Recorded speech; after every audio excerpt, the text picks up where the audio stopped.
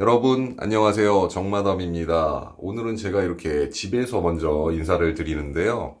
오늘 제가 여러분들과 함께 나눌 이야기는 여러분들이 많이 궁금해 하셨던 아우디사의 R8의 유지 비용에 대해서 이야기를 좀 나눠볼까 합니다. 오늘 마침 R8이 오일 교환 예약이 잡혀 있어요. 그래서 오일 교환을 하러 가면서 오일 교환하는 모습도 보시고 R8의 유지비에 대해서 한번 이야기를 나눠보려고 합니다. 자, 지금 저랑 한번 가보시죠. 자, 짐을 다 챙겼고요. 자.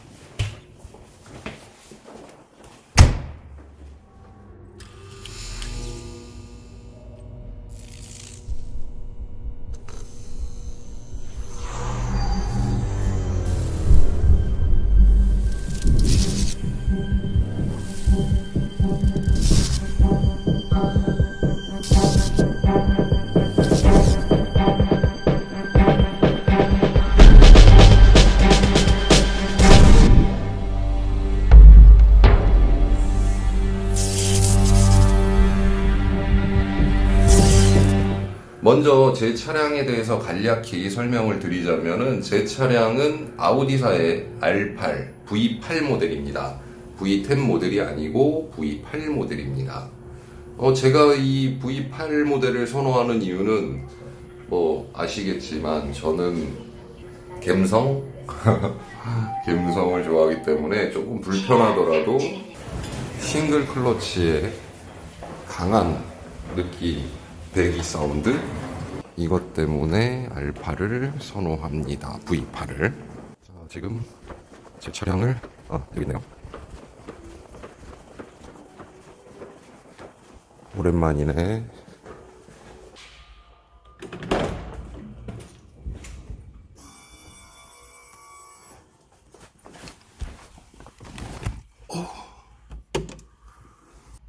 자, V8을 모는 분들의 가장 중요한 이유는 여러 가지가 있겠지만 배기가 아마 제일 클 거예요. 배기 소리 한번 들어볼까요? 배기 소리가 어떤지.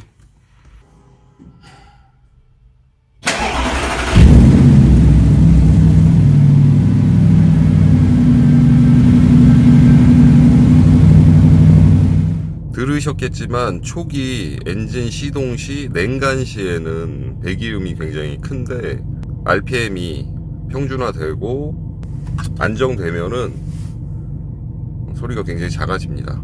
진정하죠. 그러니까 웰컴 세레모니 때만 소리가 크고 진정이 되면은 조용해집니다.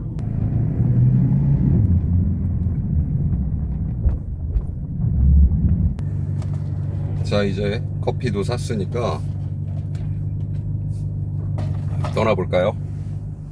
이 R8 V8을 구입하시는 그리고 소유하시는 분들의 가장 큰 이유가 이 배기 사운드예요. 배기 사운드가 V10보다는 소리가 약간 더 커요. 그래서 배기 사운드와 좀 약간 날것을 더 좋아하는 분들은 V8을 선호하세요. 왜냐하면 소리도 소리지만 이 클러치 반응이 펀치를 친다 그래야 되나요? 그 기아 변속 느낌이 퍽퍽 이러거든요.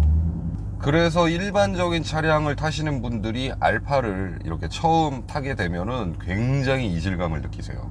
변속이 될 때마다 철컥철컥 거리면서 몸이 뒤로 제껴지니까 어떤 분들에게는 R8이 슈퍼카일 수도 있지만 제가 지난번 구독자 10,000명 기념으로 SLR 맥라렌을 시승하고 나서 느낀 건데 R8은 슈퍼카가 아닙니다. 슈퍼카라는 정의가 저는 뚜렷하지가 않았어요. 금액대냐 아니면은 만든 목적이냐 뭐 여러 가지 의미가 있겠지만 저 같은 경우는 뭐 누구나 다 그 본인의 차량에 대해서 굉장히 어떤 프라이드를 가지고 있잖아요. 남들이 내 차 욕하면 열받고 타보지도 않은 것들이 왜 내 차를 욕해 뭐 이럴 수도 있잖아요. 그만큼 자기 차에 대해서 굉장히 관대합니다. 저도 내 차가 슈퍼카라고 말하기는 조금 뭐했지만 그래도 준 슈퍼카다라고 뭐 자신있게 얘기를 할 수 있었는데, 제가 이번에 SLR 맥라렌을 타고 나서 확실히 느꼈어요. R8은 슈퍼카가 아닙니다. 그럼 R8은 뭐냐? R8은 펀카. 제가 본의 아니게 이 R8을 오랫동안 소유하게 되었는데요. 그 이유는 간단합니다. 지금 뭐 R8 그리고 특히나 V8 같은 경우는 가격이 많이 떨어졌어요. 가격이 많이 떨어졌는데 제가 이 차량을 정리하고 나서 2차만한 퍼포먼스를 내는 차를 만나지 못할 거라고 생각했기 때문에 본의 아니게 이 차량을 장시간 소유하게 되었습니다. 많은 분들이 생각하시는 게 R8에 대한 어떤 수리 부분에 대한 걱정이에요. 현재까지 신형이 물론 나왔지만 뭐 나오는 차량이라서 일단 부품 수급에 어려운 건 없어요. 부품 수급에 어려운 건 없고요. 부품 비용은 뭐 물론 아무래도 차량 가격이 있으니까, 제가 지난번 영상에서도 말씀을 드렸지만 수입차를 대한 우리의 자세, 그 영상에서 말씀을 드렸지만 항상 차를 사실 때는 신차가를 생각을 하셔야 돼요. 신차가. 중고차가로 생각하시면 답이 없습니다. 어떠한 차든 정말 레어한 차량이 아니고서는, SLR 맥라렌 같이 그런 차량이 아니고서는 차량 가격은 어떠한 차든지 다 떨어지게 돼 있어요. 근데 우리가 이제 쉽게 가격이 떨어졌으니까 쉽게 접할 수 있지만 부품 가격은 떨어지지가 않습니다. 뭐 애프터마켓 제품들이 이렇게 나올 수는 있어도 정식 정품 부품 가격은 떨어지지 않아요. 그렇기 때문에 항상 여러분들이 내 차에 대한 수리비를 계산하실 때는 꼭 신차 가격 대비로 생각을 하셔야 돼요. 가령 이 R8 같은 경우는 신차 가격이 당시에 출고된 가격이 아마 1억 8,500, 그러니까 2억이에요. 예를 들어서 2억이면은 2억에 대한 차량에 대한 수리비 비용을 계산을 하셔야지, 지금 현재 나오는 뭐 5천 6천대 차량이라고 해서 그 정도 차량의 가격을 생각하시면 안 돼요. 그렇게 하면은 차를 못 타요. 제가 아우디에 대한 편견이 깨진 게 이 R8 모델을 타고 나서부터예요. 제가 이 전에는 아우디를 딱 한 대 몰았어요. 정말 2000년대 초기였나?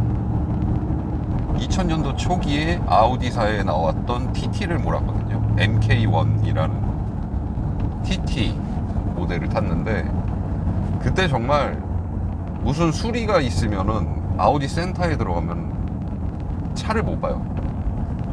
차 수리를 못 하는 거예요. 제가 들어갔던 이유가 터보가 터졌다가 안 터졌다가 터보가 터졌다가 안 터졌다 막 그런 증상 때문에 아우디에 수리를 보냈었는데, 그때 당시만 해도 굉장히 이 수입차에 대한 수준이 많이 떨어져 있던 당시라고 생각을 해요. 수리를 못해서 굉장히 애를 먹었던 그 기억 때문에 내가 다시는 아우디 안 탄다 그랬어요. 그러다가 제가 약간 좀 이상한 병이 있는 게, 누군가가 그 차를 타면은 내가 그 사람이 되는 것 같은 어떤 감정이입이라 그래야 되나? 저는 항상 그랬어요. 예전에 그 권상우 씨가 나왔던 드라마에서, 그 뭐였지? 사랑은 돌아오는 거야 하는 그 드라마에서 권상우 씨가 마세라티 3200 GT라는 모델을 타고 나와가지고 제가 그 차가 너무 타고 싶은 거예요. 제가 그 차를 타면 권상우가 될 것 같은 거야. 그래서 제가 정말로 어렵게 그 차량을 구해서 타고 다녔습니다. 그럼 나는 이제 그 차를 탔는데 사람이 나를 권상우라고 봐줘야 되는데 그 차가 뭔지도 몰라. 지나가는 사람들이 그래요. 앞에 포크가 달려있네? 그 차를 타고 다니면서 거의 마세라티네 라는 소리를 들었던 게 한 10번도 안 되는 것 같아요. 그래서 제가 상처를 입고 정리를 했던 기억이 있네요. 또 한 번은, 제가 이렇게 자꾸 사족을 얘기하는데, 또 한 번은 예전에 발리에서 생긴 일이라는 드라마에서 조인성 씨가 제규어사의 XK8이라는 모델을 탔어요. 그래서 제가 그 XK8이라는 모델을 또 어렵게 구했습니다. 그 차 또 정식 출고가 안 됐거든요. 제규어는 있었지만 정식 출고가 된 차가 없었어요, XK8이. 그래서 그 차를 또 참 희한했던 게, 그때 당시에 양재동 오토갤러리에 그런 차를 또 가지고 계신 분이 있었어요. 이땡땡이라는 딜러분이에요. 굉장히 제가 이 중고차 업계에서 유명하신 분이신데, 그분한테서 또 그 차를 가지고 와서 XK8을 탔습니다. XK8을 타면은 나도 조인성이 될 거야 라고 했지만, 그때 당시에는 그래도 제규어라는 브랜드가 우리나라에 그래도 어느 정도 인지도가 있어가지고 제규어를 모르는 사람은 없었어요, 거의. 근데 또 되게 웃겼던 게, 그 차는 또 제규어인데 제규어처럼 안 생긴 거야. 왜 사람들이 그때 당시에 인식하던 제규어는 이 본넷 후드에 제규어가 이러고 있어야지만 제규어라고 생각했던 당시에요. 근데 XK8은 그냥 둥구스름 해갖고 라디에이터 그릴에 제규어 맞고 이렇게 딱 하나, 제규어 얼굴 그것도 그만큼만 있다 보니까 사람들이 야, 이 차 뭐야? 그래서 야, 이 제규어야. 그러면은 이게 제규어야? 이랬었던 그런 당시에요. 그래서 또 제가 상처를 입었어요. 그리고 시간이 흘렀습니다. 아, 난 이제 그런 남들이 모르고 비싼 돈 주고 샀는데 남들이 몰라주고 이런 차는 다시는 타지 말아야겠다. 그러고 그 뒤로는 이제 그 영화나 드라마를 보고 차를 구입을 하지 않았어요. 그러다가 마블 아시죠? 마블. 남자라면 누구나 알고 있는 히어로 영화의 대명사인 마블 픽처스, 마블사에서 아이언맨이라는 영화가 나옵니다. 아마 남자라면은 누구나 다 좋아했던 영화죠. 마블의 아이언맨. 스타크 인더스트리의 수장인 토니 스타크가 알파를 타고 나옵니다.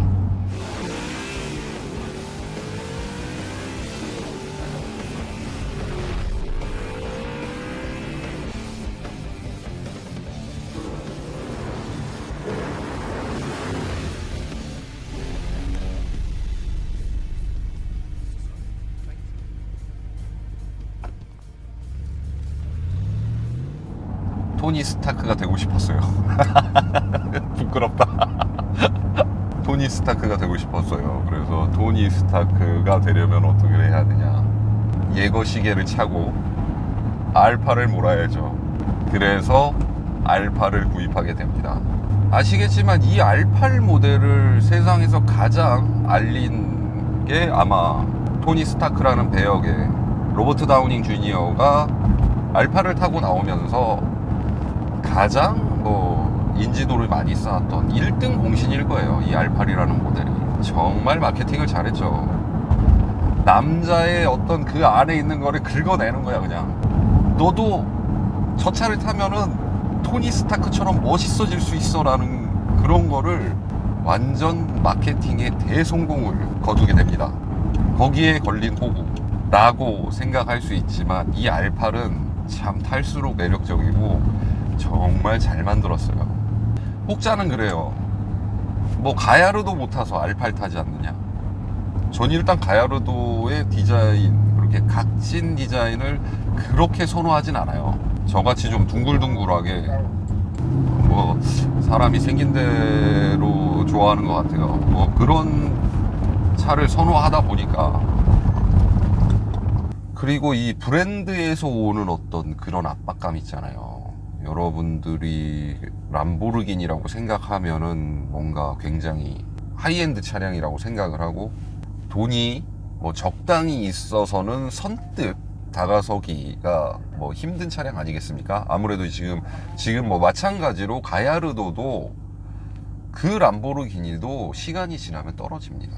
떨어지고 가격이 떨어지고, 솔직히 맘만 먹으면은, 좀 크게 맘만 먹으면은 내 손에 람보르기니 차키를 줄 수 있는 차량이 또 가야르도인데, 뭐 일반 사람들이 그래요. 일반적으로 사람들이 뭐, 야, 그 람보르기니 가야르도 못 타서 타는 차 아니야? 이렇게 얘기하실 수도 있어요. 뭐 틀린 말도 아니고 맞는 말도 아닙니다. 근데 이 가야르도는 데일리카로 타기에는 조금 불편해요. 물론 R8도 그렇게 데일리카로 타기에 썩 좋은 차량은 아니지만 그래도 훨씬 부담이 적고 클러치의 소모가 또 R8과는 또 완전히 다릅니다. 제가 그걸 말씀드리는 거예요. R8에 대한 생각이 너무 이렇게 진입장벽을 높게 생각할 만한 차는 아니에요. 이 차량 같은 경우는 정말 충분히 카라이프를 즐기기에 최적화되어 있는 그런 차예요. 뭐 아우디, 람보르기니, 폭스바겐, 포르쉐 뭐 전부 다 뭐 같은 배 다른 형제들이잖아요. 뭐 그들만의 고유의 아이덴티티를 많이 갖기 뭐 살리려고는 하지만 어찌됐든 간에 정확하게 따지자면은 어차피 같은 배 다른 형제들입니다. 가야르도와 R8은 같은 플랫폼을 공유하지만 아우디 AS 센터는 굉장히 많지만 뭐 람보르기니는 AS 센터가 많지가 않잖아요. 그게 장점이라는 거죠. 엔진 같은 경우도 아우디 A8의 엔진을 같이 사용했고 뭐 튠만 조금 손을 봤다는 엔진을 손을 본 정도기 때문에 가장 큰 우리가 이제 접근할 때 가장 크게 생각하는 게 이 클러치잖아요. 클러치도 마찬가지예요. 클러치도 예전 초기에 R8이 이제 굉장히 레어할 때는 솔직히 R8의 클러치 비용은 그렇게 비싸지 않아요. R8의 클러치 비용은 그렇게 비싸지 않은데 공임이었어요. 공임이 비쌌죠. 근데 시간이 지나면서 R8의 클러치를 만지는 분들이 굉장히 많이 늘어난 거예요. 굉장히 많이 늘어났고 스킬도 많이 생겼겠죠. 그만큼 데이터가 누적이 됐으니까. 그래서 현재 클러치 부분도 그렇게 공임이 세지가 않습니다. R8 커뮤니티도 굉장히 잘 되어 있고요. R8 커뮤니티에 들어가면은 R8에 대해서 굉장히 박식하신 분들이 많아요. 근데 그 R8 커뮤니티에 물론 V8 타고 V10 타고 V10 플러스 타고 그리고 신형 R8 타시는 분들 다 모여 있어요. 근데 레어하다면 레어한 차기 때문에 이렇게 모여 있는 분들이 다른 뭐 여타 브랜드처럼 많지는 않아도 굉장히 소수 정예로 이렇게 뚫뚫 뭉쳐 있습니다. 그래서 이 안에서 얻어내는 정보 공유하는 부분이 굉장히 커요. 그것도 아주 큰 또 하나의 장점입니다. 저라면은 오히려 알파를 구입하고 타는 데 있어서 가장 중요한 부분은 유류비라고 생각을 해요. 뭐 R8 타면서 뭐 이렇게 유류비를 생각하느냐 그러실 수 있겠지만 누구에게나 돈은 아까운 법입니다. 이게 일반적으로 뭐 일주일에 한 번 주유하고 그러는 정도의 이 기름을 소모하지 않아요. 굉장히 많이 이 기름을 먹습니다. 기름도 많이 먹고 오일도 많이 먹습니다. 그래서 오일 관리 굉장히 잘 해주시고 항상 트렁크에 오일 보충을 하고 다니는 오일을 스페어로 들고 다니셔야 된다는 점. 오일 유류비에 대한 부담도 부담이지만 옥탄가 문제가 굉장히 커요.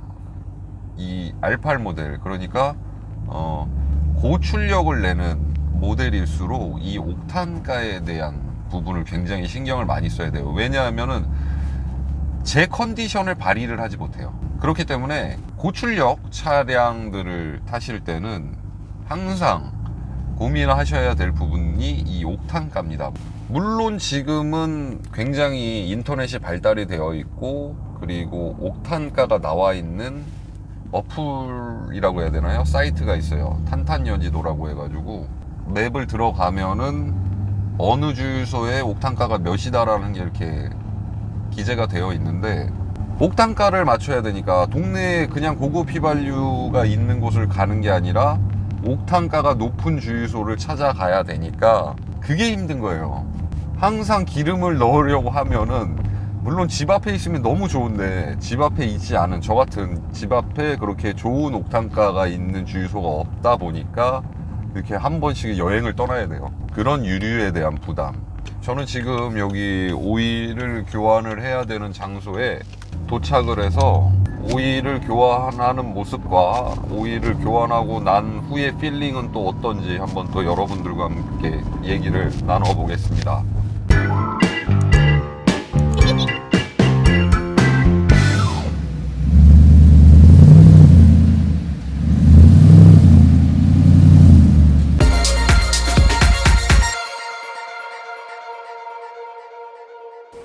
여기에 오일 누유가 있어요. 보면 왜 앞에 보통 오일팬 이렇게 빼는데 그런 거 없었는데. 여기가 원래 빼기가 힘들어서 네. 전혀 공구가 아니면 이렇게 바이스 프라이어라는 작업을 네. 통해서 해서 여기 지금 이렇게 돌린 자국이 있잖아요, 그쵸? 네. 여기 다르잖아요.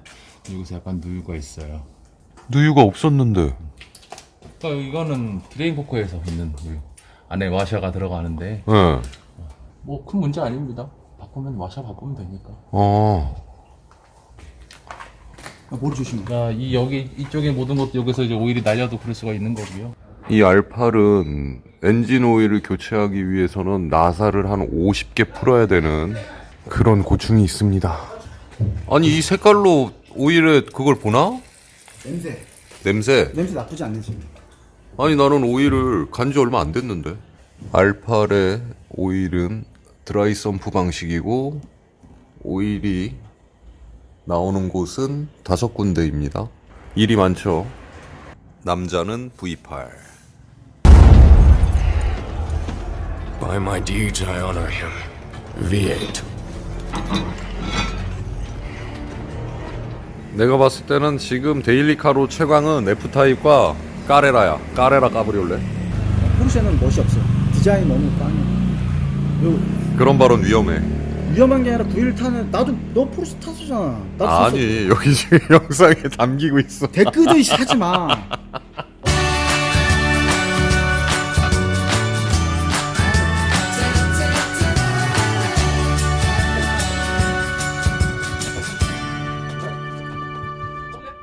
오늘 교환할 엔진 오일은 캐스트롤 엣지 프로페셔널 OW40입니다. 10리터 들어가고요.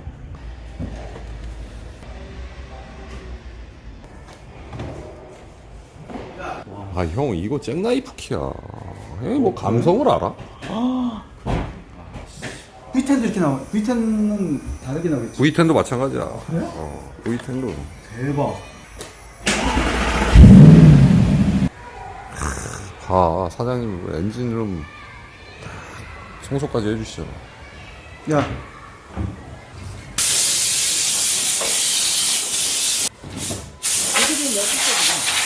틀리긴 틀리더라. 지가 출력을 다운시켜버리니까. 여기요. 네. 요 사이 다 내려오면 요 사이 될 거예요. 네. 지금 오일은 딱 맞나요? 네, 원래 뭐 저는 많이 넣는 편은 아니라서. 여기 딱 나와. 그러면 그거 뭐를 치? 얘를 줘요. 자 깔끔하게 정비를 마치고 엔진룸 세차까지 사장님이 해주셔서 즐겁게 마무리를 하고 오일 교환 작업을 마쳤습니다.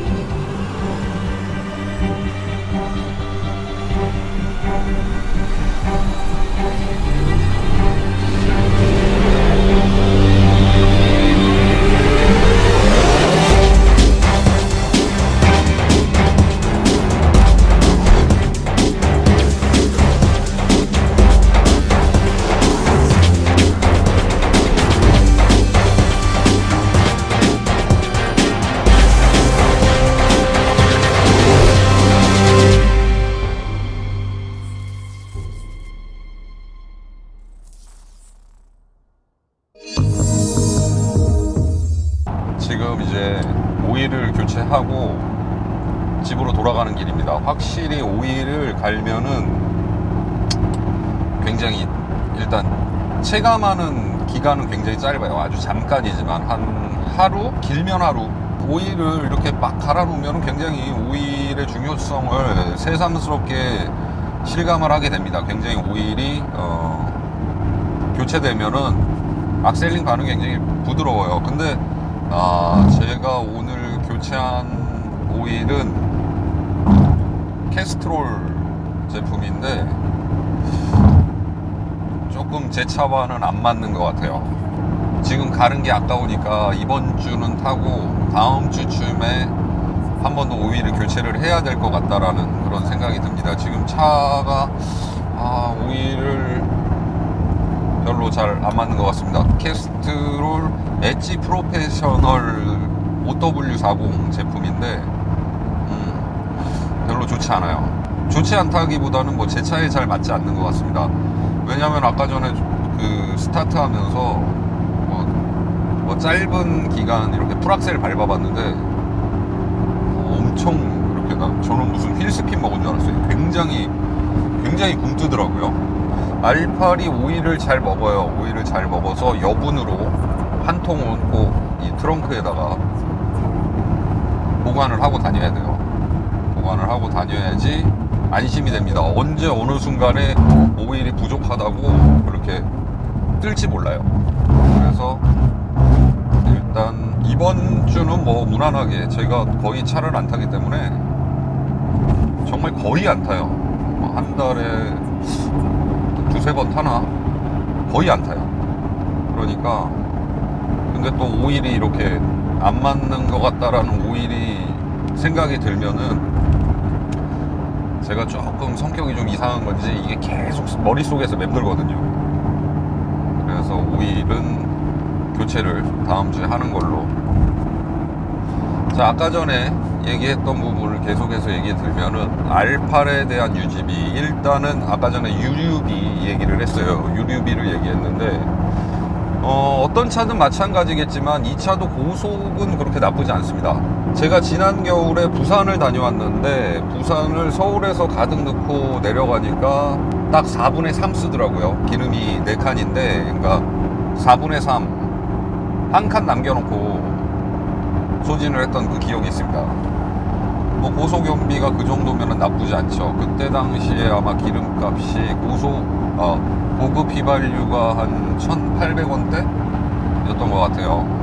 1,800원대 가득 주유하면은 꽉꽉 채워서 가득 주유하면 한 15만원 정도 들어가는데 15만원 정도에 감소한 것까지 치면은 한 10만원 정도죠. 10만원 정도에 부산을 갈 정도입니다.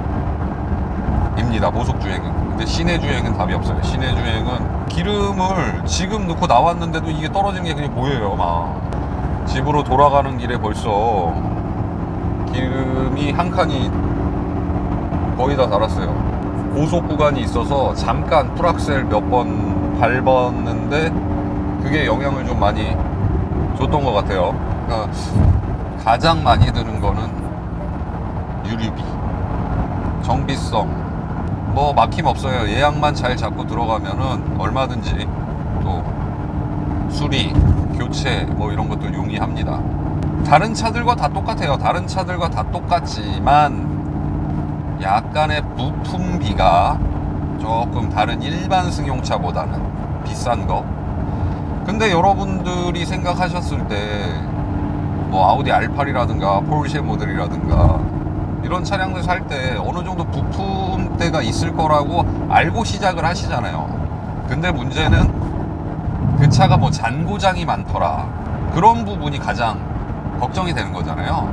그런 걱정은 R8은 좀 접어두셔도 될 것 같아요. 왜냐하면은 저는 지금까지 차를 타면서 한 번도 뭐 오일 교환 외에는 그렇게 크게 신경 쓴 부분이 없어요.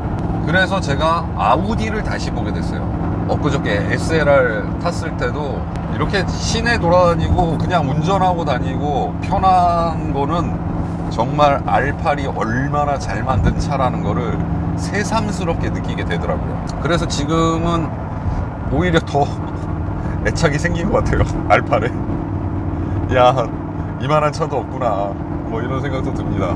포르쉐 뭐 911이랑 비교를 해야겠죠. 포르쉐 911이나 뭐 R8이나 성향 자체가 완전히 다른 성향이기 때문에 굳이 비교를 하자면 포르쉐 911이랑 비교를 하겠지만 R8이랑 911 모델은 느낌이 너무 달라요. 이걸 뭐라고 설명을 해드려야 되지? 911은 확실히 911만의 매력이 있어요. 운전도 뭐 적당히 재밌고, 그러면서 약간 뭐 편하게도 노멀 모드로도 이렇게 주행할 수 있고. 그렇지만 R8은 운전하는 내내 카트 타는 것 같다는 거.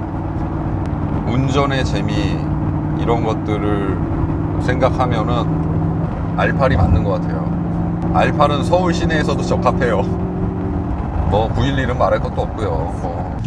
자꾸 R8의 유지비에 대해서 얘기하면서 얘기가 자꾸 다른 데로 새네요. 그만큼 뭐랄까 할 말이 많다 그래야 되나? 그래서 제가 자신있게 여러분들에게 권할 수 있는 말은 R8은 재밌습니다. 그리고 돈의 값어치를 합니다.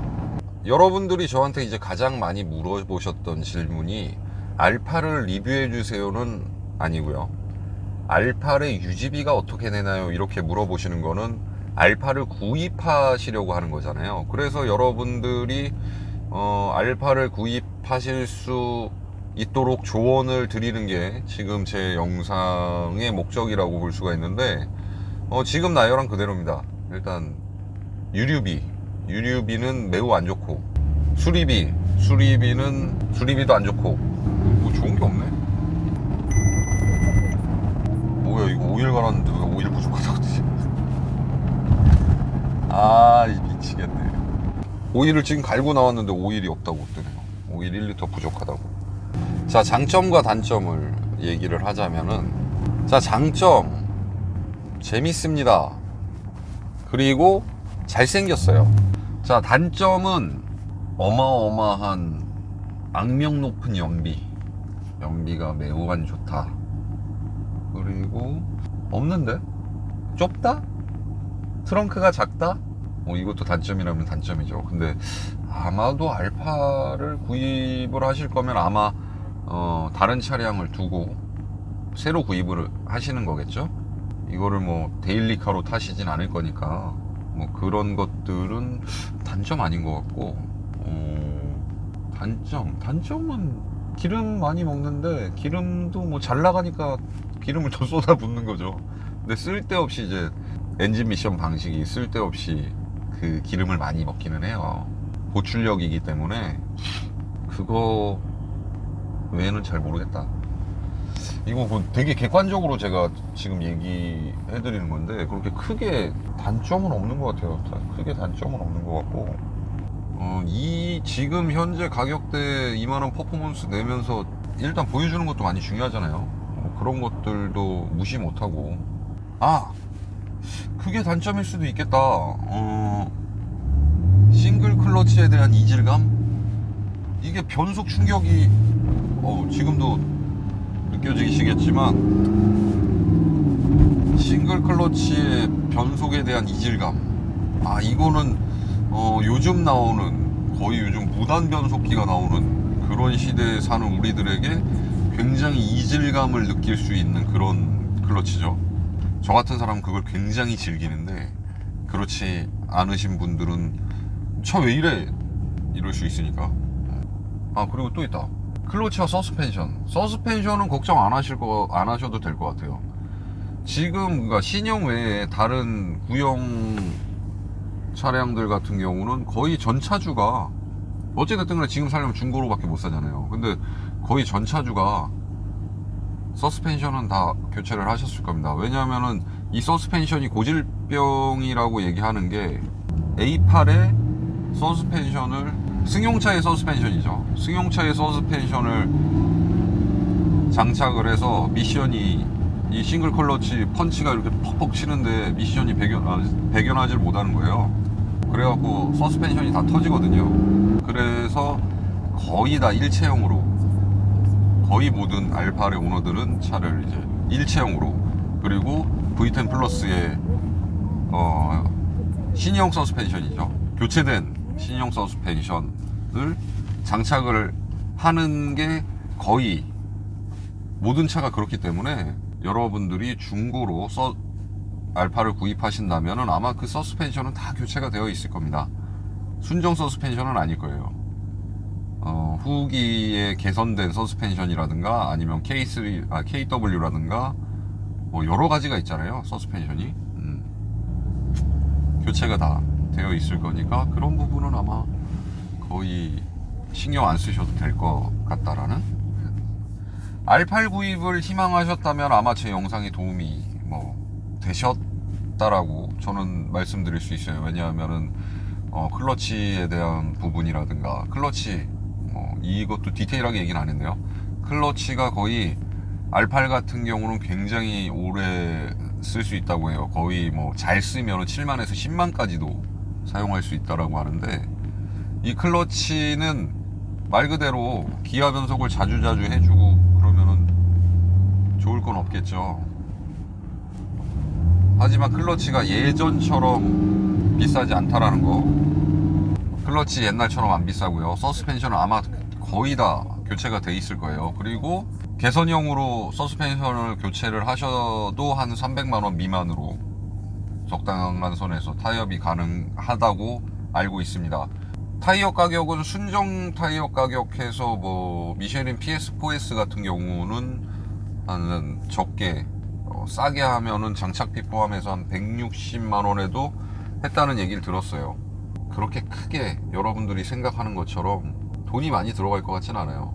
자, 그럼 저와 함께 이제 알파를 타셔서 제가 소속돼 있는 커뮤니티도 들어오시고 그러면은 재밌는 또 카라이프가 되지 않을까 싶습니다. 오늘은 여기까지고요. 제 영상이 재미있고 유익했다면은 좋아요와 구독, 알림 설정 부탁드리겠습니다. 고맙습니다. 아니 지금 걸고 왔는데 이게 왜 뜨냐고.